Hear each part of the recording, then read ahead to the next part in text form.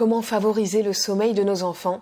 On en parle dans cette nouvelle vidéo du calendrier de l'Avent spécial Montessori. Je vois beaucoup de photos de chambres Montessori sur internet. On en voit, il y en a à foison. Et souvent, je vois au-dessus du lit des mobiles, des cadres, des jolies guirlandes ou des autocollants, de grands autocollants et de très colorés, très fournis, etc. Bref, plein de décorations au-dessus du lit de l'enfant. Et forcément, nos enfants, avec toutes ces sollicitations au-dessus d'eux quand ils cherchent à s'endormir, ça les excite plus que ça ne les apaise.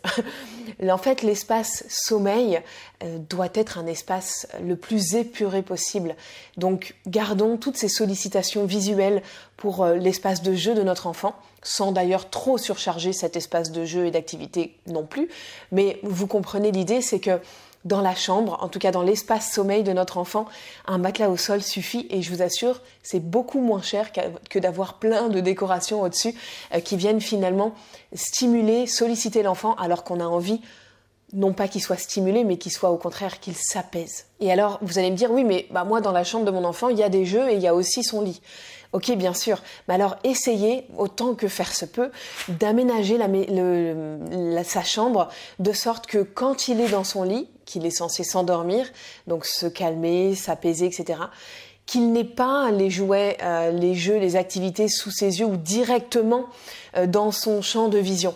Essayez d'organiser la chambre, de l'aménager de sorte que ce soit vraiment deux espaces distincts et que quand il est dans son lit, il ne soit pas stimulé et qu'il n'ait pas envie d'aller vers ses jeux.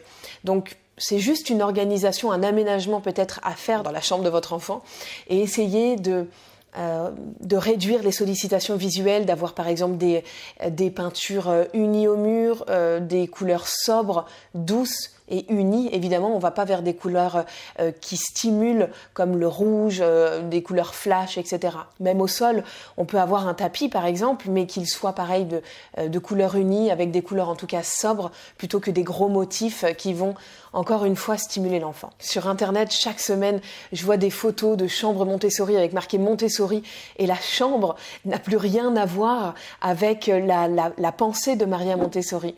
Sa pédagogie, elle s'est beaucoup démocratisée, beaucoup popularisée ces dernières années. Et c'est tant mieux parce que plus de familles et plus d'enfants peuvent y avoir accès, tant mieux. Mais c'est vrai qu'il y a le revers de la médaille, c'est qu'on perd parfois le véritable sens de la pédagogie Montessori. Et ce que je m'attache à faire avec Horizon Famille, c'est justement de vous transmettre le sens profond et véritable de la pensée de Maria Montessori, de ce qu'elle nous a transmis. Et pour aller plus loin, j'ai décidé, il y a quelques années, il y a déjà 2 ans et demi maintenant, de créer un programme qui s'appelle Le Bonheur en Famille avec Montessori, à destination des parents. Il y a aussi des professionnels qui s'inscrivent, mais pour vraiment transmettre la vraie pédagogie Montessori, entre guillemets, je mets des grosses guillemets évidemment, en tout cas pour être au plus près de la pensée de Maria Montessori.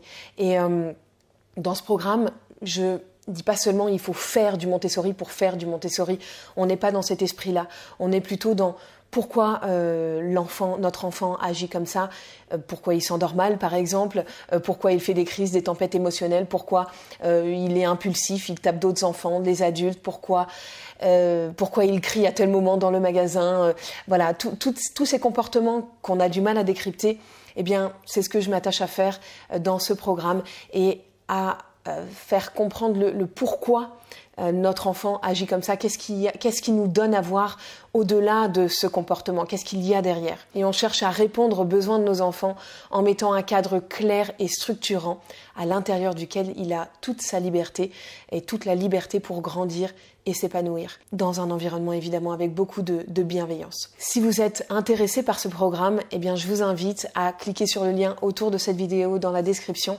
pour avoir plus d'informations. Moi, je vous donne rendez-vous là dès demain pour une nouvelle vidéo pour continuer ce beau calendrier de l'Avent Montessori ensemble. Je vous souhaite une belle journée, je vous dis à demain.